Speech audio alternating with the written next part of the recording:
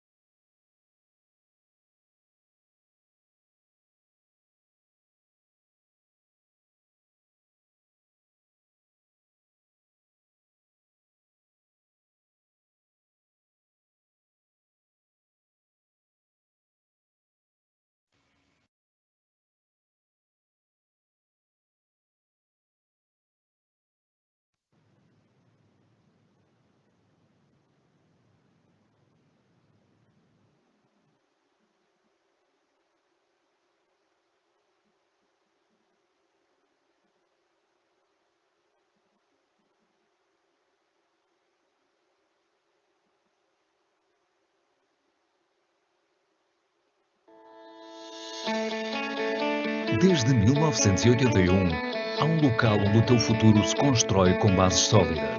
Um local de aprendizagem. Um centro para formação contínua. Uma comunidade dedicada ao teu futuro.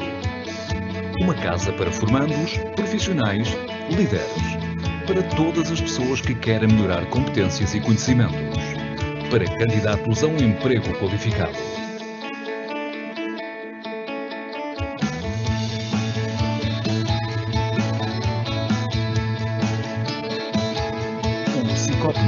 Dinamiza ações para jovens e adultos.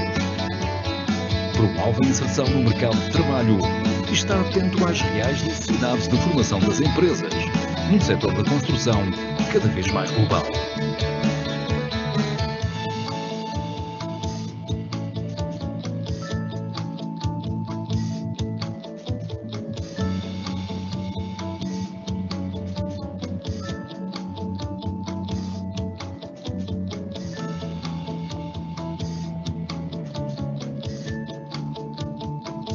Aqui na Maia, somos casa para mais de 2.000 pessoas, incluindo formandos, formadores e colaboradores. A nossa missão principal é apoiar e valorizar os recursos humanos do setor da construção civil e obras públicas. Sicopen, a formar com excelência desde 1981.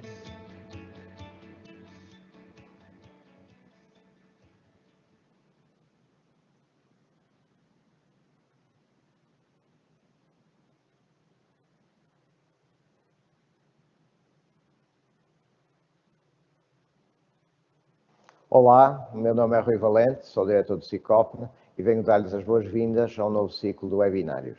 Este é o terceiro ciclo de webinários que tiveram início em 2020, sob o lema Construção 21.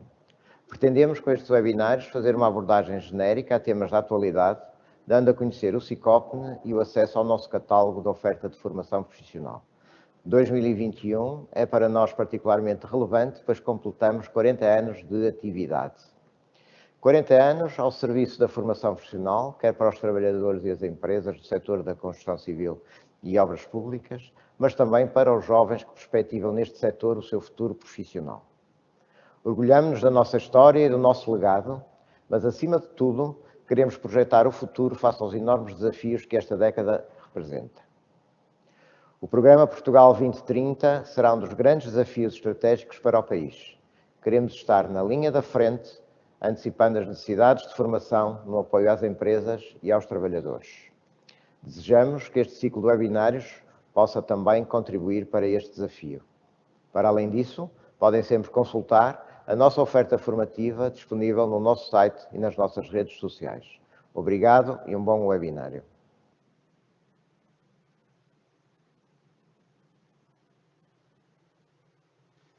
Boa tarde a todos. Sejam bem-vindos a mais um webinário, quinta às 5, aqui no Sicopne. O meu nome é Manuel Freitas e cabe-me a mim hoje falar-vos sobre este tema que é ergonomia aplicada aos postos de trabalho.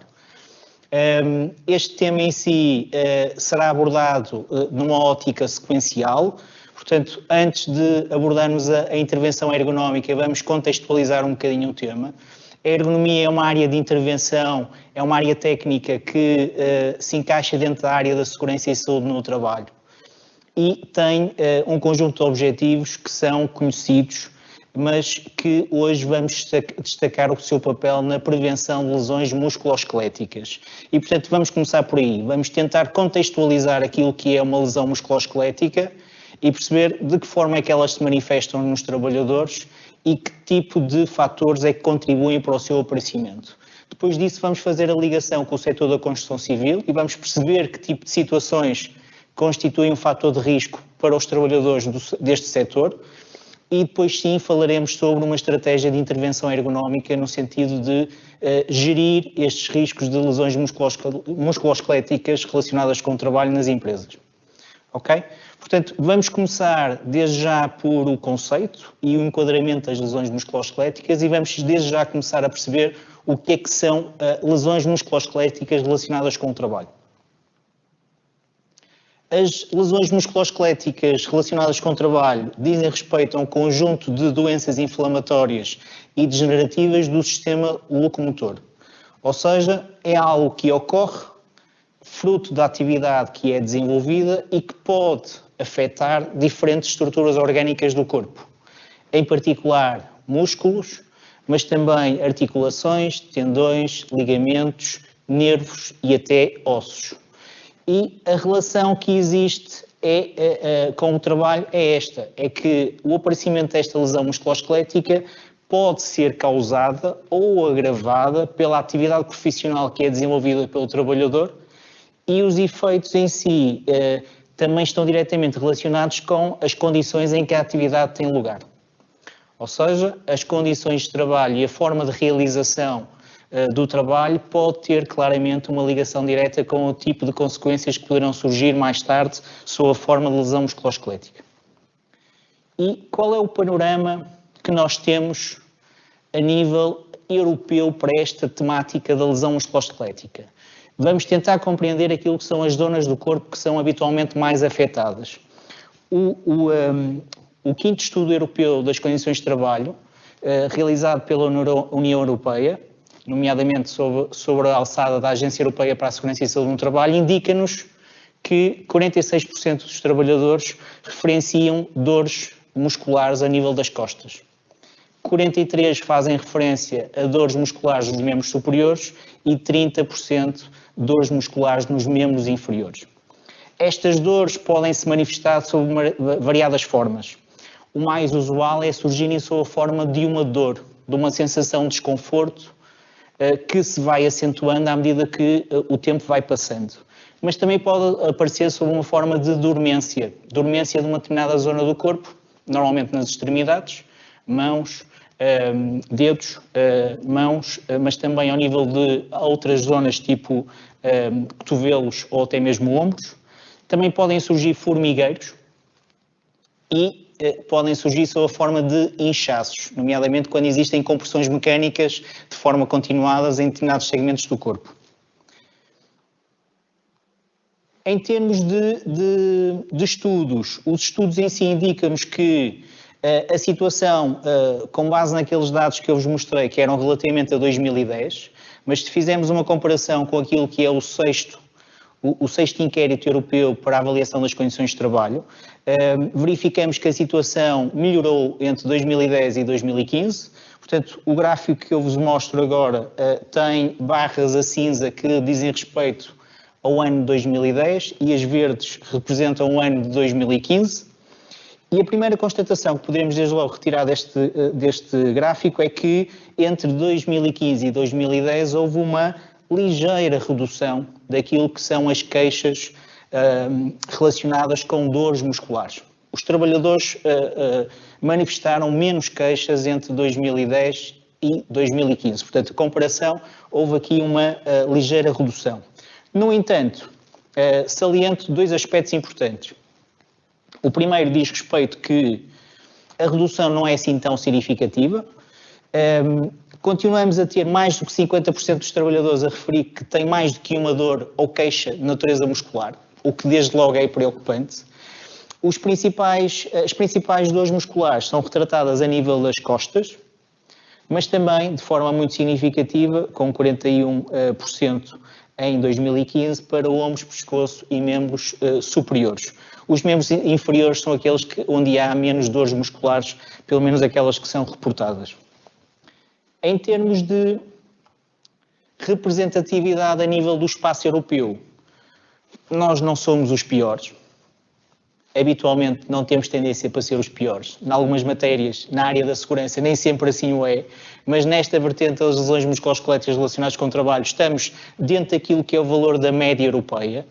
E entre 2010 e 2015 houve aqui uma redução daquilo que era a percentagem reportada a nível de dores musculares. Ok? Quer isto dizer que os trabalhadores têm vindo a manifestar menos dores. Falta saber a razão para não o terem feito. Se é por estarmos a melhorar condições de trabalho ou se eventualmente temos aqui outro tipo de fatores que podem influenciar para não a apresentação das dores musculares. Em termos de faixa etária, os dados do 6º Inquérito Europeu para as Condições de Trabalho, que é relativamente a 2015, revela-nos que quanto maior for a faixa etária do trabalhador, maior é a probabilidade de haver queixas. E, portanto, se olharmos para os gráficos que vos apresento agora, a cor verde representa os trabalhadores com mais do que 55 anos, e em todas as situações que vocês aqui veem a nível de dores musculares reportadas, verificam que os que têm maiores que 55 anos são sempre aqueles que estão com maior percentagem. Isto indica-nos uma coisa muito simples, que era algo que já era conhecido e que o estudo apenas só vem demonstrá-lo, é que a prevalência das dores musculares é maior nos trabalhadores com maior faixa etária. Portanto, à medida que vai havendo uma evolução da faixa etária, a tendência é para que haja uma degradação a nível do sistema muscular e locomotor, pode-se intensificar a nível de dores musculares que depois são reportadas pelos trabalhadores. As situações aqui podem ser vistas nas várias vertentes, portanto, costas, membros superiores, membros inferiores, mas eu desde já destaco aquilo que é a percentagem a nível de uma ou mais queixas de dores musculares reportadas, em que os valores estão, para os trabalhadores com mais de 55 anos, são 67%, que é cerca de 2/3. Portanto, 2/3 dos trabalhadores europeus referenciam uma ou mais dores musculares, que é significativo, e se verificarmos nesse mesmo gráfico com uma ou mais queixas de dores musculares, verificamos que as percentagens são todas muito elevadas comparativamente às restantes. Quer dizer que os trabalhadores não têm só uma queixa, têm mais do que uma queixa de natureza musculoesquelética. A nível do setor de atividade, se pensarmos isto numa ótica de setor de atividade e apenas centrando nas dores nas costas, que são aquelas que são mais enfatizadas ou porque são mais reportadas pelos trabalhadores, verificamos que a nível do espaço europeu, o setor da construção tem 52% dos trabalhadores a referenciar dores nas costas. E, portanto, é um dos 3 setores que mais se destaca dentro do panorama europeu. Acima do setor da construção, só temos o setor de abastecimento de águas e a agricultura, silvicultura e pesca, que são aqueles que têm percentagens mais elevadas. Mas construção surge em terceiro lugar, com 52% das dores de costas reportadas pelos trabalhadores do setor. A nível nacional, antes disso, a nível europeu, o último inquérito europeu, o 6º inquérito europeu, indica-nos que para os trabalhadores da construção, apenas e só para os trabalhadores da construção, para além dos 52% de queixas nas costas, temos 54% a queixar-se de dores nos membros superiores e 41% nos membros inferiores. Agora sim, num panorama nacional, o último estudo que temos relativamente a problemas de saúde relacionados com o trabalho, feito pela DGS, revela que o setor da construção é aquele onde os problemas das lesões musculoesqueléticas é mais incidente. Quer isto dizer que temos valores acima dos 70% de problemas de saúde relacionados com as questões musculoesqueléticas. E é o setor que, conforme podem ver através da imagem, do gráfico, é o setor que claramente se destaca dentro do panorama de todos os setores de atividade. Uma vez caracterizado o que são lesões musculoesqueléticas e percebendo um bocadinho aquilo que é a sua representatividade dentro daquilo que é o espaço europeu e a nível nacional e o que é que isso representa para o setor da construção, já percebemos que é um problema relevante, significativo, não só no espaço europeu, mas também a nível nacional. Agora, cumpre-nos perceber um bocadinho de que forma é que poderão surgir fatores que possam contribuir para as lesões musculoesqueléticas. E é por isso que vamos falar dos chamados fatores de risco. Os fatores de risco são relevantes porque são aqueles que levam a que haja a ocorrência de lesões musculoesqueléticas. Portanto, as lesões resultam da ação de fatores de risco profissionais a que os trabalhadores estão expostos no dia-a-dia durante a realização do seu trabalho. Eles podem ser divididos em 3 grupos. Os chamados fatores de risco físicos, os fatores de risco organizacionais, que também encaixam os psicossociais, e os fatores de risco de natureza individual. Aqueles que todos eles são relevantes, mas aqueles em si que acabam por se destacar, sempre que são questionados os trabalhadores relativamente a este tipo de problemas, são os fatores de risco de natureza física. E o que é que estamos aqui a falar? Estamos a falar de fatores de risco que podem ser aplicações de forças excessivas no momento da realização do trabalho. Podemos estar a falar também na questão do peso da carga e da postura adotada na sua elevação e sustentação e transporte da carga. Podemos estar a falar de situações em que o trabalhador utiliza parte do seu corpo para recepcionar um choque ou, eventualmente, realizar um impacto, por exemplo, no encaixe de algumas peças, em que utiliza a mão como forma de promover o encaixe entre 2 peças. Podemos estar a falar aqui de fatores associados à repetitividade de movimentos. Quanto maior for a repetitividade e a intensidade desses movimentos de natureza musculoesquelética, maiores poderão ser os efeitos que poderão surgir fruto da sua realização. Estamos a falar de posturas estáticas, mantidas durante períodos de tempo longos, ou então repetidas de uma forma que levam-nos a que o trabalhador esteja naquilo que nós chamamos o limite articular, ou seja, vai ao limite das suas capacidades. Temos isso, por exemplo, quando falamos de extensões ou flexões, que poderemos fazer com que o trabalhador vá ao limite das suas capacidades em termos de articulação. A realização de tarefas com contacto com ferramentas vibratórias. Sabemos que as vibrações apenas agravam a consequência e despoletam mais rapidamente a consequência sob a forma da lesão musculoesquelética. E o último fator de risco de natureza física tem a ver com a questão das temperaturas. Temperaturas em si que podem ser desfavoráveis, normalmente as temperaturas extremas, de frio ou calor, mas normalmente mais as de frio, que também podem, digamos, agudizar aquilo que são os efeitos que poderão surgir a nível muscular. Isto são alguns exemplos de fatores de risco de natureza física. Quando falamos dos fatores de risco de natureza organizacional ou psicossocial, tem tudo a ver com decisões da empresa, relativamente à forma como o trabalho é feito, e que podem estar relacionados com os ritmos de trabalho que são impostos, com os objetivos de produção que a empresa determinou e que o trabalhador tem que, basicamente, acelerar o passo para conseguir alcançá-los. Tem a ver com a pressão de cumprimento de prazos, tem a ver com um estilo de chefia ou critérios associados à avaliação de desempenho, que faz com que haja, digamos aqui, uma intensificação do trabalho que pode não ser imposta de uma forma formal, mas que é basicamente incentivada nesse sentido. Os fatores de risco de natureza individual têm diretamente a ver com o próprio indivíduo.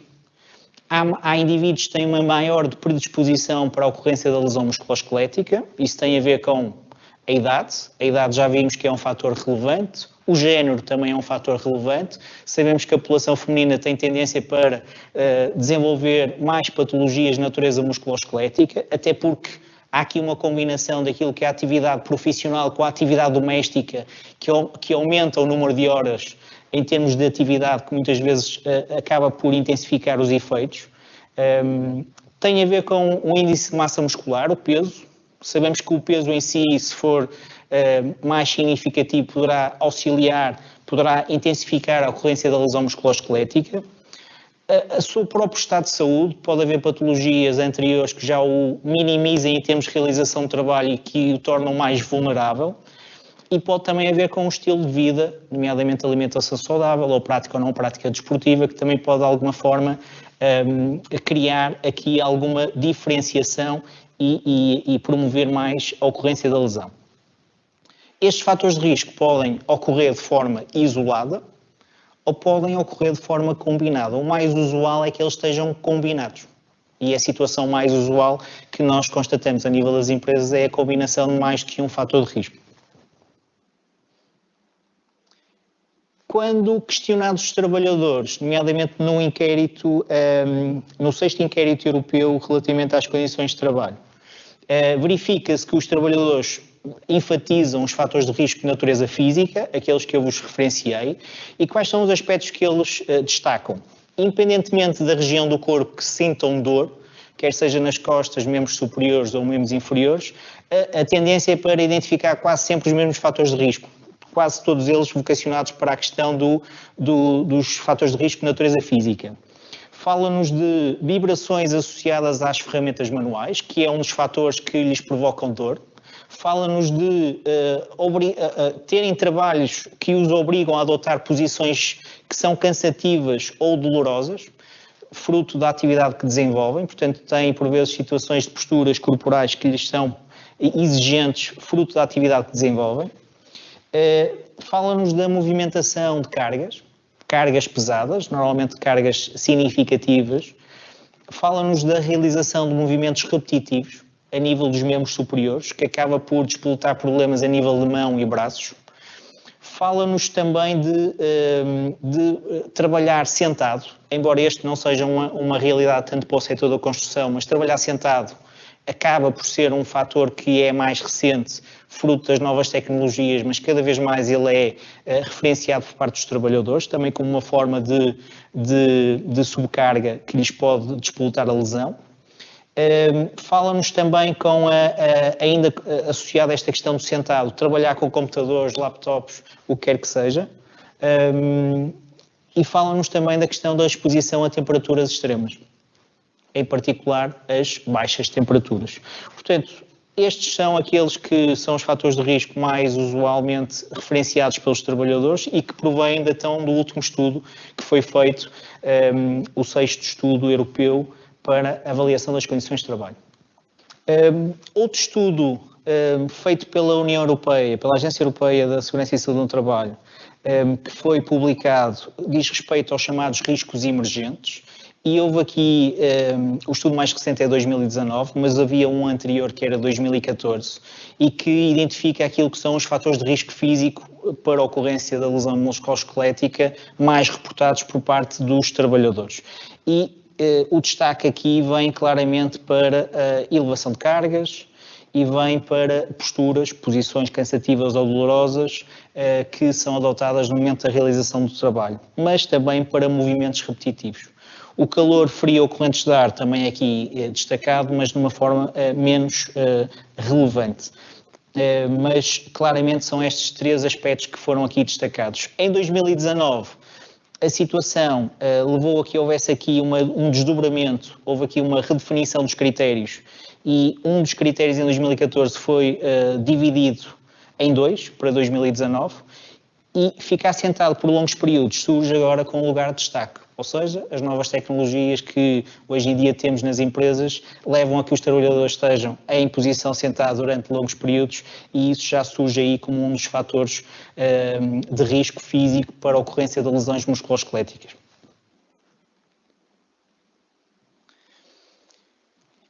Agora que vimos os fatores de risco a nível de ocorrência de lesão musculoesquelética e consideramos aquilo que era a realidade do espaço europeu, vamos ver agora os fatores de risco de lesão musculoesquelética específicos para o setor da construção. E vamos começar por aquilo que são alguns dos trabalhos usuais dentro do setor. Um deles tem a ver com os trabalhos realizados ao nível do pavimento, em que leva a que haja flexões do tronco de forma acentuada e manutenções de posturas fletidas durante períodos de tempo mais ou menos longos. E isso cria problemas a nível da região dorsolombar, em particular na zona lombar. Também o trabalho aninhado de cócoras, okay? Com um joelho ou com os dois joelhos apoiados no pavimento, também dá origem a alguns problemas, nomeadamente que podem surgir sob a forma de bursitos, que são problemas por contacto, por compressão contínua em determinada região do corpo. Mas se falarmos dos trabalhos realizados em plano de trabalho elevado, a coisa não é melhor.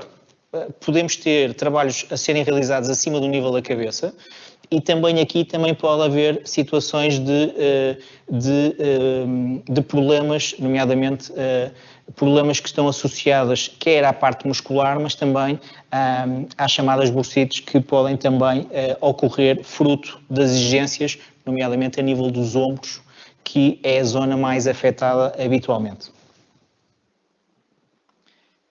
Quando falamos de trabalhos de elevação, sustentação e transporte de cargas, esses já são conhecidos. Habitualmente o problema surge a nível da região dorsolombar, na qual se inclui as hérnias discais, que são problemas que podem advir da atividade profissional, mas podemos estar a falar de outro tipo de problemas, tipo lombalgias, cervicalgias, dorsalgias, que são problemas de natureza muscular, fruto da atividade da movimentação de cargas. Também o transporte de cargas numa posição elevada, que também acontece por vezes ao nível do setor da construção. Também pode criar problemas a nível da parte dos músculos do trapézio, nomeadamente aqui na zona das omoplatas, mas também do pescoço e da cervical. O último grupo de trabalhos que eu quero aqui destacar são todos aqueles trabalhos de natureza manual que são feitos utilizando determinado tipo de ferramentas de trabalho, muito usuais no setor da construção, e que leva a que haja uma subcarga a nível de mãos, pulsos e tendões associados e ligamentos, que podem dar origem às tendinites e algumas síndromes específicas relacionadas com essas regiões anatómicas. Também o simples facto de termos movimentos de torção e rotação de forma frequente pode dar origem às epicondilites. E também temos aquela situação em que temos problemas pelo fruto da necessidade de manter o chamado dedo de gatilho, que é a situação em que o trabalhador está sistematicamente a realizar uma tarefa pressionando um botão e que isso também dá origem a uma lesão por essa via. Vamos agora falar face a este panorama, o que é que as empresas podem fazer em termos de intervenção ergonómica. E para isso vou-me socorrer de um modelo de intervenção ergonómica que tem vindo a surgir no âmbito da campanha europeia da Agência da Segurança e Saúde do Trabalho. A Agência Europeia da Segurança e Saúde do Trabalho, como sabem, tem em curso uma campanha de 2020 até 2022, em que a temática em si incide especificamente na prevenção de lesões musculoesqueléticas. E uma das preocupações que a agência tem é no sentido de começarmos a encarar estas questões dos riscos de lesão musculoesquelética de forma diferenciada ao nível das empresas. E então eles apresentam-nos aqui um modelo para nós conseguirmos intervir. E esse modelo assenta em 6 pontos. O primeiro ponto tem a ver com a preparação, que basicamente a preparação está aqui associada à observação das tarefas realizadas pelos trabalhadores e as condições em que o trabalho em si é realizado, portanto perceber o que é feito por parte do trabalhador e em que circunstâncias é que isso é feito, conhecendo as particularidades do próprio trabalhador, mas também das condições de trabalho existentes. Segundo ponto, é identificação. Identificar o quê? Identificar os fatores de risco que possam estar presentes e que possam disputar a tal lesão musculoesquelética. O terceiro ponto diz respeito à avaliação, e aqui estamos a falar especificamente em aplicar metodologias que nos permitam avaliar este risco de lesão musculoesquelética.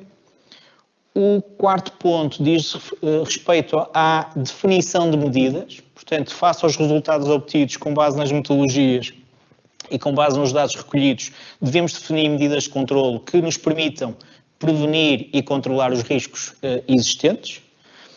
O quinto ponto diz respeito à implementação propriamente dita, portanto, não faz sentido termos só as medidas e depois não as aplicarmos, temos que as concretizar e temos que criar as condições para que isso seja possível de ser feito.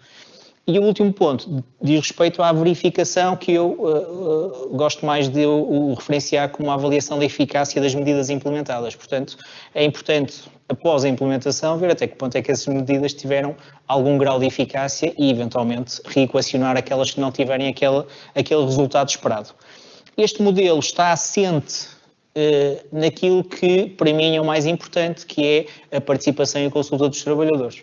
Portanto, este modelo de intervenção ergonómica tem que ser pensado, mas sem nunca esquecermos que a participação e a consulta dos trabalhadores e o envolvimento dos mesmos é essencial para que nós possamos conseguir ter uma intervenção ergonómica adequada.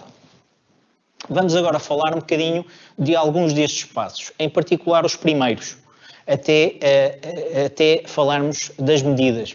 Okay? Portanto, vamos nos incidir nos 4 primeiros passos. O primeiro passo diz respeito, então, à observação das tarefas. Que aspectos é que nós devemos aqui considerar? Devemos olhar às características individuais do trabalhador. Já vimos anteriormente que as características individuais podem constituir fator de risco de ocorrência de uma lesão musculoesquelética. Portanto, é importante recolher informações acerca do trabalhador ou dos trabalhadores que estão afetos a uma dada tarefa que nós queremos avaliar e perceber se a lógica da faixa etária, a lógica relacionada com a prática ou não prática da atividade desportiva, aspectos relacionados com antecedentes de natureza de saúde que ele possa ter, até que ponto é que o trabalhador poderá estar mais predisposto para a ocorrência da lesão. Pode haver aqui uma maior prevalência fruto das suas características individuais, mas para isso nós precisamos de as conhecer. Segundo aspecto importante, identificar as características dos componentes materiais de trabalho e ver até que ponto é que elas estão ajustadas às características do trabalhador. Falamos aqui de máquinas, equipamentos, ferramentas, utensílios, matérias-primas, mobiliário, o que quer que seja que o trabalhador utilize na realização das suas tarefas. Outro aspecto importante é conhecer as condições operacionais. As condições operacionais dizem respeito à forma como o trabalho é realizado. Ou seja, ele tem um modus operandi. E é importante compreender esse modus operandi para perceber em si até que ponto é que esse modus operandi o agrava em termos de exposição ao risco. E esse é um aspecto que devemos ter em linha de conta. Outro aspecto tem a ver com as condições associadas ao ambiente de trabalho. Também já vimos que as condições, nomeadamente associadas à temperatura, ao ambiente térmico, em particular os ambientes térmicos frios, podem constituir um problema, mas é importante perceber quais são esses fatores inerentes ao ambiente de trabalho e até que ponto é que eles podem ter alguma relevância na prevalência da lesão musculoesquelética. O último aspecto a considerar diz respeito às condições organizacionais e psicossociais associadas à função. E aqui o que estamos a falar é especificamente saber o que é que foi decidido ao nível da empresa, em termos de períodos de trabalho, em termos de pausas, em termos de rotatividade ou alternância de tarefas, até que ponto é que houve decisões que o favorecem, numa ótica de prevenir a lesão musculoesquelética ou não. O último aspecto que eu aqui coloco na apresentação diz respeito àquilo que eu já vos tinha dito antes. Este modelo só faz sentido se tivermos a participação e a consulta do trabalhador. Lembrem-se que é ele o principal visado e ele, melhor que ninguém, saberá dizer-nos exatamente quais são os problemas e aquilo que são os efeitos que ele sente no dia-a-dia após um dia de trabalho, os efeitos no seu corpo.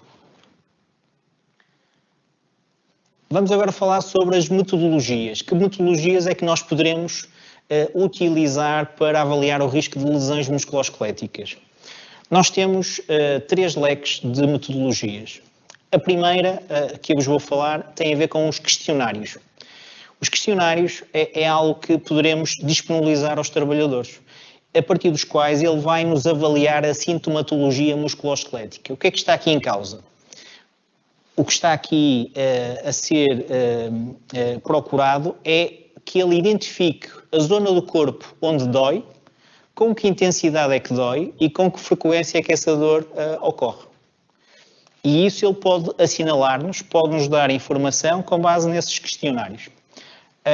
Este questionário pode ser feito num qualquer momento, quando nós interagimos com os trabalhadores no âmbito de um estudo deste tipo, mas também pode ser feito no âmbito de um exame de saúde. Portanto, poderemos ter aqui claramente uma interligação com a área da saúde do trabalho que nos pode auxiliar neste processo de recolha de informação de questões de natureza mais clínicas.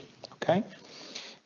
Os dados obtidos podem ser analisados individualmente, apenas e só considerando aquele trabalhador, ou numa ótica de grupo, dependendo se nós queremos avaliar apenas e só um trabalhador ou uma atividade ou função. Em termos de questionários, um dos que é mais referenciado é o questionário nórdico musculoesquelético, que foi desenvolvido pelo Quarinca, que é um autor que nos criou aqui um questionário que nos permite avaliar sintomas de desconforto, dor e incómodo autorreferenciados pelos trabalhadores para 9 segmentos corporais. Este questionário já tem em conta a questão da intensidade da sintomatologia, define-nos uma escala de 4 níveis, que varia do leve, moderado, intenso e insuportável, que deve ser avaliado numa perspectiva dos últimos 12 meses. Também nos questiona sobre a presença da sintomatologia nos últimos 7 dias, assim como se essa sintomatologia o levou a ausentar-se do local de trabalho nos últimos 12 meses. E, se sim, quantos dias é que ele esteve ausente do local de trabalho. Nesta imagem eu apresento-vos aquilo que é o modelo base do questionário do Quarinca e, portanto, como podem ver, ele está dividido por zonas corporais. Algumas delas estão aqui retratadas, coluna cervical, os ombros, os cotovelos, portanto temos aqui nove áreas que são questionadas. A intensidade em si do incómodo ou dor varia então nestes 4 níveis, conforme vos disse, e que só se ele sentir alguma sensação de dor ou desconforto em alguma zona do corpo é que avalia a intensidade associada. Para além da intensidade, nós podemos ter um outro fator, que é a frequência, e para isso vou-vos falar de um outro questionário que foi feito pelo Hernani Neto, que nos fala, para além da questão da intensidade, da frequência, e aqui coloca-nos também 4 níveis de frequência, que tem a ver com aquilo que o trabalhador sentiu ao longo do ano, tendo em conta a dor reportada, e que varia entre uma vez até mais do que 6 vezes ao longo de um ano. E, portanto, aqui temos a conjugação da intensidade e da frequência, que são sempre 2 fatores que são relevantes de ter em linha de conta. São 2 exemplos. Haverá outros, mas estes já vos permite ter uma ideia daquilo que são os questionários que podem ser aplicados. Outro tipo de metodologias que eu agora vos quero falar tem a ver com os chamados métodos observacionais, que são métodos que nos permitem recolher um conjunto de informação baseado em condições pré-definidas. O importante aqui é observarmos o trabalhador durante a realização da tarefa, portanto, temos que observá-lo na realização da tarefa e, para isso, para além da observação do trabalhador, poderemos e deveremos recolher imagem. A imagem em si pode ser por fotografia, mas também pode ser por vídeo, podemos fazer a filmagem da realização do trabalho. E, a partir daí, vamos começar a fazer um trabalho que é, basicamente, preencher uma folha de registro com uma pontuação pré-definida em função daquilo que vamos visualizando a nível postural, olhando para aquilo que é a posição no segmento do corpo, também considerando os parâmetros a avaliar, porque há métodos que avaliam mais do que um segmento, avaliam vários parâmetros que vão para além daquilo que são os segmentos do corpo, e poderemos ainda considerar alguns chamados fatores de ajustamento que têm a ver com as particularidades das metodologias. Existem vários métodos observacionais e vocês hoje em dia já têm uma panóplia muito grande de métodos observacionais para avaliação do risco de lesões musculoesqueléticas, mas há aqui uma questão importante que eu tenho que enaltecer. A escolha do método deve recair tendo em conta o fator de risco a que o trabalhador está exposto. Quer isto dizer que eu, dependendo daquilo que quero avaliar, tem que escolher um método apropriado para o fazer. Uma má escolha pode nos dar resultados enviesados e, portanto, teremos que escolher o método mais ajustado face ao fator de risco a que o trabalhador está exposto. Tenho aqui alguns exemplos para vos mostrar. Vou-vos começar a falar dos métodos que nos permitem avaliar posturas corporais. Temos um primeiro método que é o método RULA. O método RULA é vocacionado para avaliar os membros superiores. Portanto, é um método de avaliação rápida de membros superiores e avalia dois grupos de segmentos. O grupo A, que é o braço, antebraço, pulso e rotação do pulso, e o grupo B, que é o pescoço, tronco e pernas. Conjuga estes resultados com base em tabelas que depois nos permitem obter resultados parcelares que, conjugados, vão nos permitir determinar o nível de exposição ao risco da lesão musculoesquelética. Associado à pontuação, temos um nível de ação. Okay? Quanto maior for a pontuação, maior é a urgência da intervenção que devemos ter em linha de conta. Este método foi desenvolvido em 93 por dois autores, Corlett e McCartney, que são dois autores que dinamizaram esta metodologia e é uma metodologia das mais utilizadas na avaliação de posturas corporais. Outra metodologia e que surge do método RULA, portanto é uma evolução, é o método REBA. Enquanto o RULA está muito mais vocacionado para a questão dos membros superiores, o REBA está vocacionado mais para as posturas corporais do corpo inteiro. E, portanto, incide mais a nível da parte do tronco, pescoço e pernas, e a lógica é semelhante àquilo que nós tínhamos no método RULA e, no final, quando conjugarmos todas as pontuações, vamos determinar o nível da exposição ao risco e, em função disso, temos o nível de ação e a urgência da implementação de medidas. Além destes métodos para a avaliação de posturas corporais, têm outros, portanto, vocês têm várias metodologias, mas dou-vos aqui apenas e só estes dois exemplos. Se quisermos avaliar os esforços físicos associados à movimentação manual de cargas, temos que utilizar outras metodologias, porque estas não são relevantes, nomeadamente naquilo que é a interação com a carga. E, por exemplo, para avaliar esforços físicos, poderemos utilizar o método britânico, que é um MEC, Manual Handling Assessment Chart, é um método desenvolvido pelo HSE, Health and Safety Executive, que nos permite também avaliar exatamente aquilo que é a sobrecarga física associada à movimentação manual de cargas. E aqui tem um conjunto de parâmetros e para cada um deles vocês têm critérios pré-definidos, como podem ver, tenho aqui dois exemplos de parâmetros associados para a distância horizontal da carga ao trabalhador e aquilo que também é a distância vertical em termos de elevação. E, portanto, todos estes parâmetros que vocês têm aqui nesta sequência do fluxo do método permitem-nos avaliar cada um desses parâmetros de forma diferenciada. Temos também um outro método para avaliar movimentos repetitivos, que é o método OCRA, muito específico, e eu aqui mostro-vos apenas isso a uma imagem a retratar um software que existe para permitir-o fazer. Portanto, não vos dou mais detalhes, apenas mostro-vos aqui um bocadinho, mas quis também mostrar-vos aqui uma tabela de métodos observacionais. E como podem ver, vocês têm muitos métodos observacionais. O desafio agora, atualmente, é aplicá-los. Portanto, aqui o desafio não é conhecer os métodos, é aplicá-los em concreto a nível das empresas e extrair deles a informação relevante para depois podermos intervir. Há ainda um outro conjunto de métodos que eu vos quero falar, que são os chamados métodos de natureza mais técnica, que acaba por ser aplicados por alguém mais especializado na área da ergonomia. Porquê? Porque carece de algumas medições para recolha de dados. Nomeadamente, poderemos ter que utilizar acelerómetros, dinamómetros, sensores que nos permitam avaliar aquilo que é esforços ou forças aplicadas. Portanto, são métodos com maior precisão, porque têm medições de natureza mais objetiva, mas que nos dão resultados mais fidedignos, mas carece de uma maior capacidade de aplicação. Aqui vêm alguns exemplos onde vocês têm aqui, nomeadamente, os sensores que podem ser aplicados a nível do pulso ou a nível aqui do ombro, que vos permite claramente ter uma percepção daquilo que é a força aplicada no momento da utilização de um objeto. Neste caso é uma raquete, mas poderia ser de uma ferramenta de trabalho, seja ela que natureza for. E com este, portanto, terminamos estas três gamas de metodologias: os questionários, os métodos observacionais e os métodos de natureza mais técnica com recurso a medições. Para finalizar, quero-vos ainda falar sobre a questão das medidas. No final da aplicação das metodologias, é usual obtermos resultados a partir dos quais nós vamos ter que tomar decisões. E as decisões normalmente vertem-se em medidas. Medidas que têm dois intuitos: prevenir ou, eventualmente, controlar o risco da lesão musculoesquelética.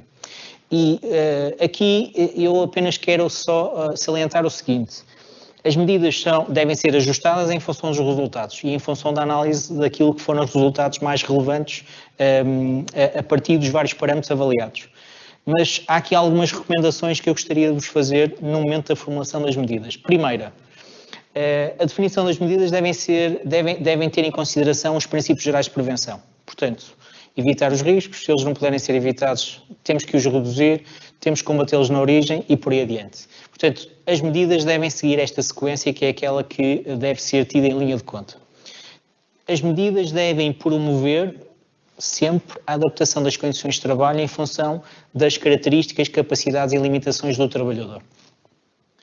Outro aspecto importante: as medidas devem incidir preferencialmente a nível dos componentes materiais de trabalho e nos fatores associados ao ambiente de trabalho. Portanto, estamos aqui a falar especificamente em criar a melhor interface entre o trabalhador e o componente material de trabalho, e isso poderá significar alguns ajustes ou a substituição de alguns componentes que possam ser menos adequados ao tipo de trabalho. Outro aspecto importante é que as medidas podem eventualmente equacionar métodos de trabalho que estejam instituídos e pode haver necessidade de alterar a forma como estamos a realizar. Poderemos ter métodos que já estão muito enraizados, mas claramente sobrecarregam o trabalhador, e poderemos ter que equacionar formas diferentes de fazer o mesmo. E por último, não menos importante, falarmos daquilo que são as ações de formação e informação que devem ser dirigidas aos trabalhadores, para que eles possam estar cientes dos efeitos que poderão surgir fruto da exposição às lesões musculoesqueléticas e para fazer com que eles possam mudar comportamentos. Algumas das situações de más posturas ou de esforços são feitas porque o trabalhador não tem em linha de conta algumas preocupações no momento em que o faz. E, portanto, a mudança comportamental é algo que deve ser trabalhado para que isso possa ser melhorado. O último aspecto tem a ver com, por vezes, a criação de alguns exercícios que possam, de alguma forma, fazer com que o trabalhador possa aliviar-se dos pontos de tensão acumulada, a nível muscular, a nível ligamentar, o que quer que seja, que são chamados exercícios de compensação ou de relaxamento muscular, muitas vezes enquadrados no âmbito daquilo que nós chamamos o programa de ginástica laboral. E, portanto, estas são algumas sugestões.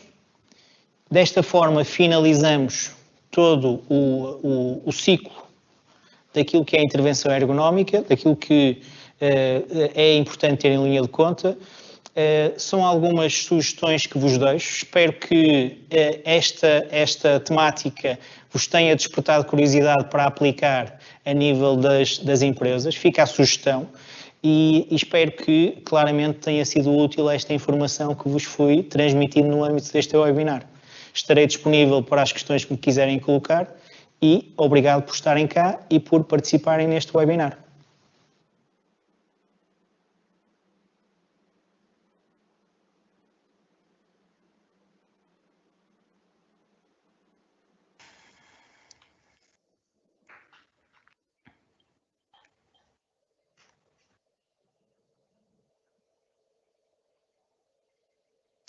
Olá, boa tarde a todos. Queria, antes de mais, pedir aqui desculpa porque tivemos aqui uma falha de energia no início, o que nos fez ter que parar a nossa apresentação e depois voltarmos a reiniciar. Tivemos também hoje uma situação de uma avaria que foi a nível nacional da PT, que também impediu que algumas pessoas, se calhar, recebessem o link para estarem aqui a assistir. Fomos partilhando nas redes sociais, espero que a informação, entretanto, tenha chegado a todos. De qualquer forma, nós depois iremos disponibilizar a apresentação. Com todas estas situações, vamos tentar agora passar aqui às respostas às questões que foram sendo colocadas, e foram bastantes. Portanto, vou agora colocar então aqui algumas questões para darmos seguimento ao webinário. E há várias questões aqui sobre as lesões musculoesqueléticas, e uma primeira, e o Paulo Felisberto coloca aqui a primeira, relativamente a este ponto, que diz se são consideradas, se podem ser consideradas doenças profissionais. Manuel, vamos então reiniciar, dar início às respostas. Ok, Rita, muito obrigado. Antes de mais, boa tarde, mais uma vez, boa tarde a todos e a todas. E relativamente a essa questão que eu agradeço, algumas das lesões musculoesqueléticas podem ser consideradas porque estão previstas na lista de doenças profissionais. Portanto, não são todas, mas, por exemplo, dou-lhes alguns casos, as bursites, tudo que tenha a ver com inflamação de tendões, tendinites, epicondilites, mesmo alguns síndromes a nível de esforços a nível de tendões do pulso, e mesmo as lesões do menisco, a legislação, nomeadamente na lista de doenças profissionais, prevê essas situações.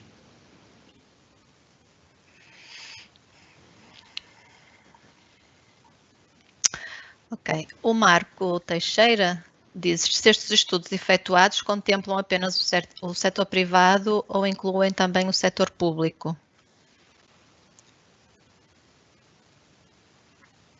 Os estudos são globais, portanto, incluem dados dos trabalhadores independentemente do setor de atividade, e não há diferenciação a nível do setor público ou privado. Portanto, os dados são globais, englobam os dois setores.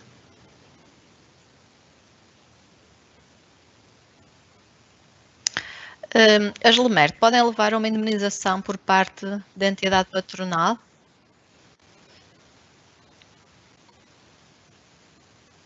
Bom, as lesões musculoesqueléticas podem se enquadrar numa primeira fase como acidente de trabalho, como acontece muitas vezes. As questões dos maus jeitos e as anomalias de natureza muscular por vezes são iniciadas sob a forma de reparação no âmbito da apólice de acidentes de trabalho, mas quando a situação se torna mais frequente e mais regular, ou seja, que há uma tendência para ocorrer mais vezes, a situação depois tem que ser comunicada à Segurança Social, ao Departamento de Proteção contra Riscos Profissionais, no sentido de ser avaliada a situação e estabelecer uma relação causa e efeito.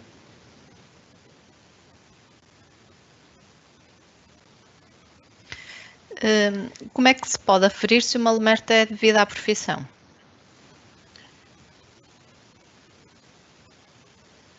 Pois, essa é uma boa questão e, portanto, por isso é que falamos dos fatores de risco. É preciso perceber se o trabalhador está exposto a esses fatores de risco, quais são eles e até que ponto é que eles estão, de alguma forma, relacionados com as consequências que ele possa vir a ter. Seja como for, se a situação for crónica, portanto, se mantiver, claramente o processo tem que ser comunicado no sentido de se enquadrar como uma doença profissional.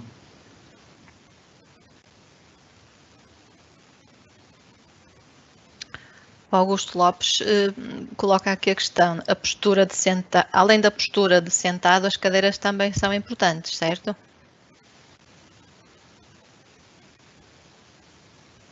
Enquanto sentados, as cadeiras são muito importantes. Eu costumo dizer que uma boa cadeira é meio caminho andado para conseguirmos ter comodidade e permitir-nos que tenhamos a melhor postura enquanto sentados.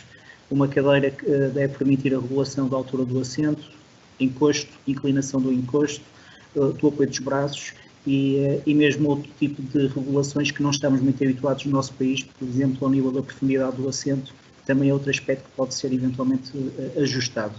Portanto, a cadeira é claramente essencial e deve ser ajustada às características de cada trabalhador enquanto sentado.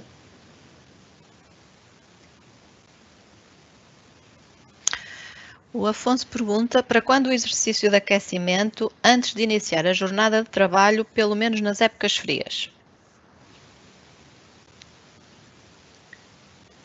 O Afonso coloca aqui uma questão mais na perspectiva da época do ano, mas eu diria que os exercícios que se pode enquadrar no âmbito de um programa de ginástica laboral, porque basicamente o exercício de aquecimento pode se encaixar no âmbito da ginástica laboral. E na ginástica laboral temos 3 tipos de exercícios. Os chamados exercícios de aquecimento, que fazem-se na perspectiva de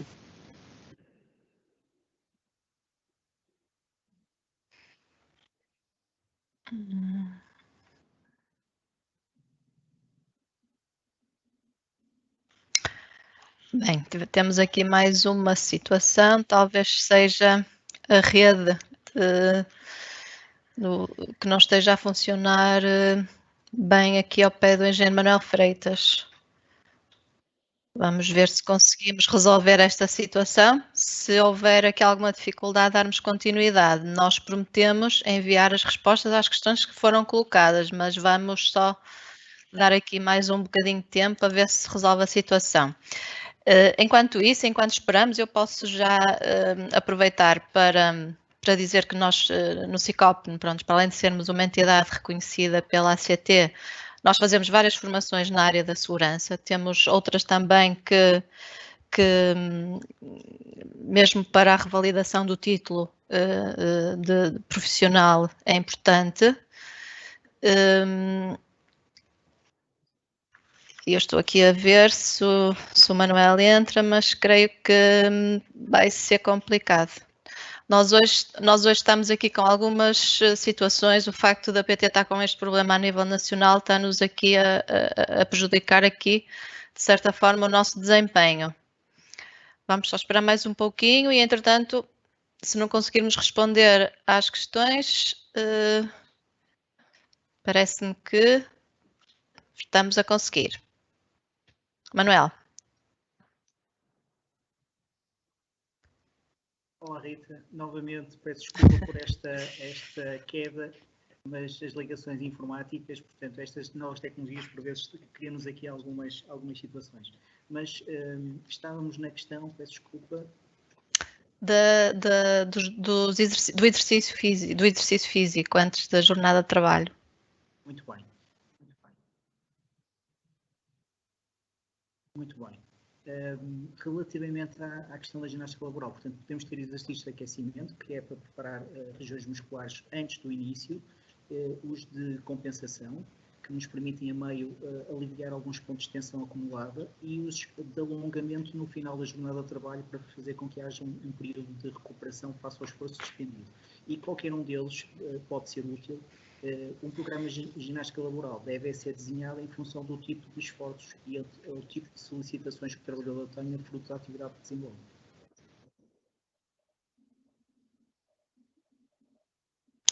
É possível enquadrar as lesões num contexto de trabalho com movimentos repetitivos?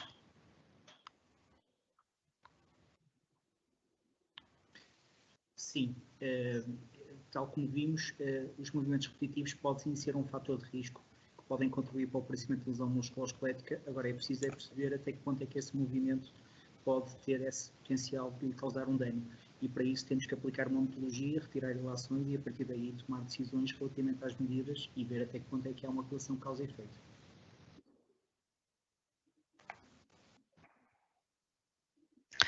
A Diolinda Ferreira diz que, sendo as lesões musculoesqueléticas as doenças mais comuns relacionadas com o trabalho, e que certamente as que exigem mais dispensa do trabalho com custos elevados para as empresas, porque as seguradoras desvalorizam muitas vezes estas situações e porque não apostar na prevenção, por exemplo, ginástica, sessões de fisioterapia, relaxamento, evitavam-se muitas doenças.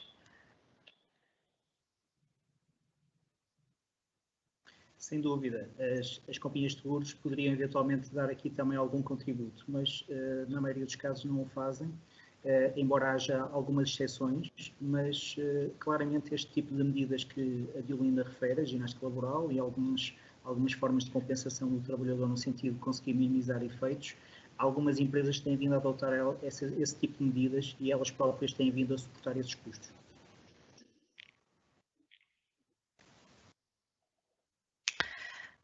Ana Maria Pinto pergunta quem é que avalia as LUMERT? É o médico do trabalho ou é uma junta médica do Serviço Nacional de Saúde? Bom, a avaliação das lesões musculoesqueléticas numa fase inicial pode ser avaliado por um elemento da equipa da segurança e saúde no trabalho.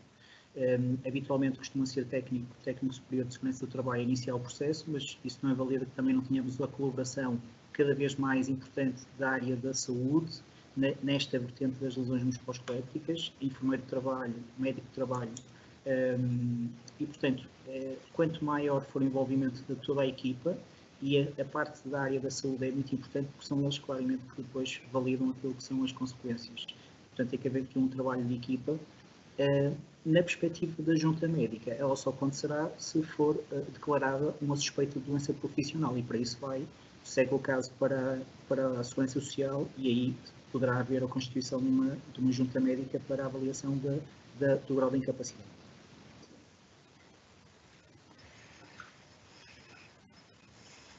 A Sara gostava de saber a sua opinião sobre o melhor método para avaliar o risco das LUMERT.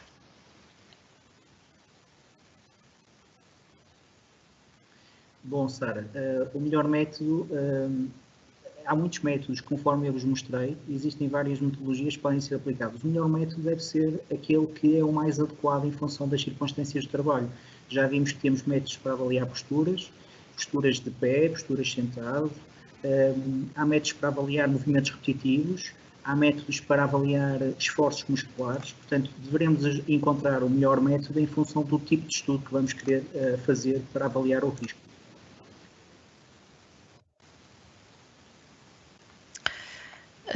Ora bem, aqui sobre a ginástica laboral, creio que já se terá respondido a esta questão. A Ana pergunta se as lesões podem ser consideradas acidentes de trabalho. Por exemplo, se uma pessoa der mau jeito no decorrer das suas funções, a seguradora pode descaracterizar o acidente. Como tratar junto à seguradora?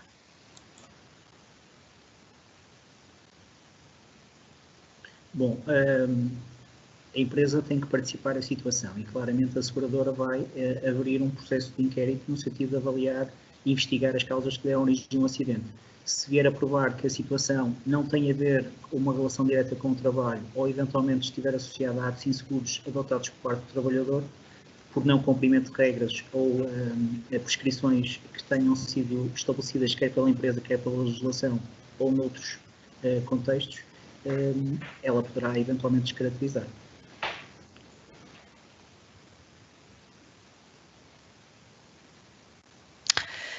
Como é que se pode fazer essa avaliação na construção civil, onde as tarefas e a envolvência do trabalho estão sempre a mudar?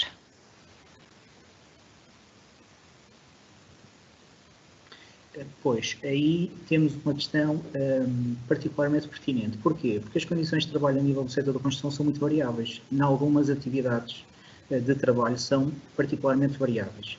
E, portanto, aí será um bocadinho mais desafiante. Eu não digo que não seja difícil, mas é um bocadinho mais desafiante aquelas que não têm, digamos, uma incidência ou pelo menos uma permanência tão alongada.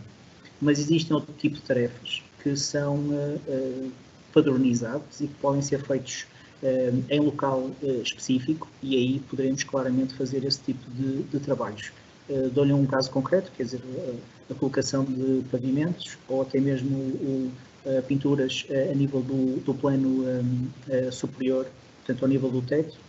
Todas essas situações podem ser avaliadas até porque os movimentos são repetitivos e aí poderemos aplicar metodologias com esse intuito.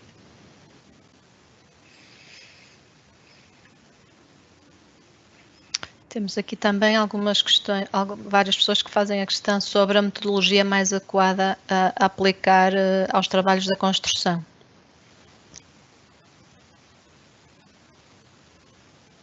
Bom, deixem-me dizer um aspecto importante, que é, eu falei-vos de 3 tipologias que podem ser aplicadas para a avaliação de lesões musculoesqueléticas. As metodologias baseadas nos questionários, essas são algo que poderíamos fazer em simultâneo com a aplicação de uma metodologia observacional. Aliás, a percepção do trabalhador pode e deve ser considerada e complementarmente nós poderemos aplicar um método observacional no sentido de conseguir perceber se há uma relação causa e efeito face àquilo que são as sintomatologias apresentadas pelo trabalhador e aquilo que nós observamos e enquadramos tecnicamente. Portanto, poderemos aplicar conjuntamente uma metodologia baseada num questionário, juntamente com uma daquelas outras metodologias para avaliar posturas, esforços, movimentos repetitivos, o que quer que seja, e depois tentar estabelecer aqui uma relação causa e efeito.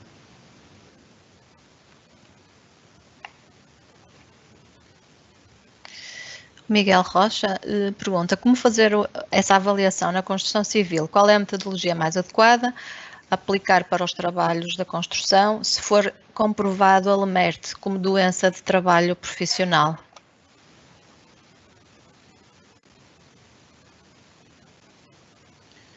Bom, eu penso que a primeira parte, como fazer essa avaliação na construção civil, eu já respondi um bocadinho agora com aquilo que disse anteriormente. Relativamente à metodologia mais adequada, olha, eu posso citar aqui alguns exemplos. Se estivermos a falar de movimentação manual de cargas, pode-se aplicar o método MEC, Manual Handling Assessment Chart, que é um método para avaliar tarefas de elevação, sustentação e transporte de cargas, ou para empurrar ou puxar cargas, assim como o método KIM, também nos permite fazer esse tipo de avaliação.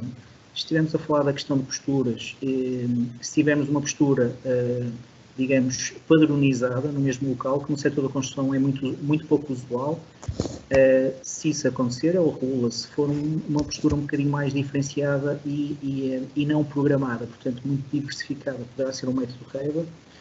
E, portanto, temos várias metodologias que vocês podem aplicar, aquelas que forem mais ajustadas, tendo em conta o resultado que pretendem.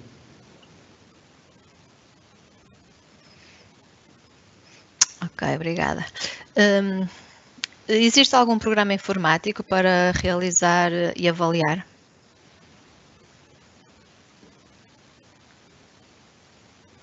Sim, existem alguns programas informáticos, alguns deles que são softwares pagos, mas também existem alguns que são freewares. Vocês encontram na internet alguns programas que são passíveis de obter gratuitamente, porque os próprios sites em si os disponibilizam.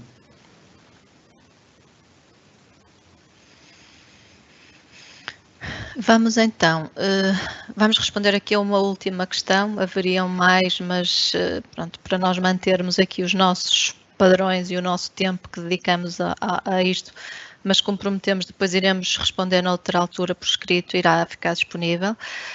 Mas alguém coloca aqui se a lesão musculoesquelética pode ser considerada doença profissional e se sim, como podemos provar isso mesmo? E se podemos ser indemnizados? Sim, a lesão musculoesquelética, algumas das situações podem se enquadrar como doenças profissionais. Em particular, tendo em conta a lista de doenças profissionais, há 4 situações que se encaixam aqui. E são os bursites, as tendinites, tudo que sejam inflamações de tendões, os síndromes a nível do pulso por movimentos repetitivos e as lesões ao nível do menisco devido às posturas fletidas e de cócoras, que é normalmente a situação que leva a que isso aconteça. Reparem que há aqui um aspecto que é importante. Sempre que existe uma situação em que se suspeita que há uma doença profissional, cabe ao médico fazer a participação à Segurança Social e depois, a partir daí, quem desenvolve o processo de averiguação para estabelecer uma relação causa e efeito é a própria Segurança Social, através do Departamento de Proteção contra Riscos Profissionais. E, portanto, só eles é que poderão fazê-lo e, portanto, no final, serão eles que vão determinar se existe ou não uma relação causa e efeito e, a partir daí, estabelecer aquilo que é a compensação que o trabalhador terá.